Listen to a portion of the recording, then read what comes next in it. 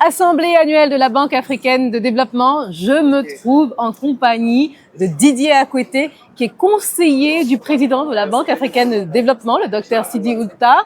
C'est un plaisir d'être en face de vous, Didier, et de pouvoir vous poser ces quelques questions. Plaisir partagé, Marie-Angèle. Ces assemblées, pourquoi ont-elles lieu?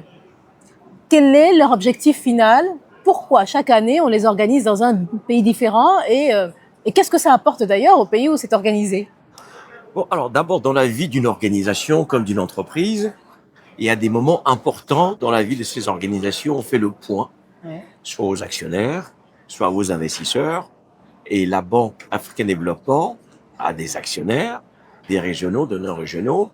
Et donc, statutairement, une fois par an, on se rencontre pour faire le bilan, pour faire le point et tracer les perspectives. Donc, c'est pour ça que les assemblées annuelles ont lieu une fois par an, de manière statutaire, pour faire le bilan et définir le futur. Comme il y a plusieurs pays actionnaires, c'est important que chacun des pays sente que la banque est aussi une partie de son patrimoine.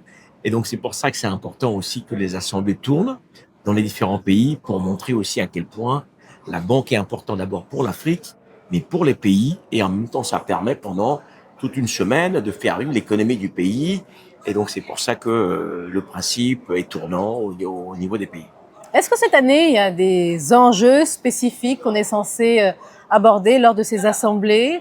Je sais qu'il n'y a pas très longtemps, on parlait de NAFAD. Je pense que vous pourriez nous en dire un peu plus sur ce Oui, sujet. vous avez suivi ça de près. Vous savez que c'est les premières assemblées annuelles du nouveau président, Sidi Oulta, puisqu'il a été l'année dernière. Donc, c'est important parce que c'est ses premières réunions statutaires, un an après son élection.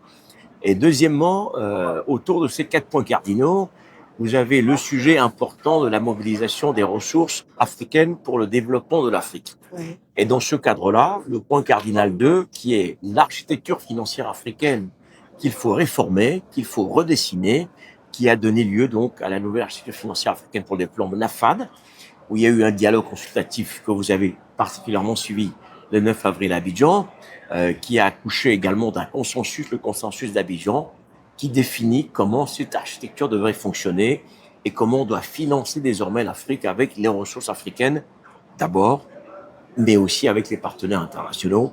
Et puis après, les 2 autres points cardinaux que vous connaissez, faire de la démographie un dividende et bien sûr l'industrialisation et les infrastructures résilientes.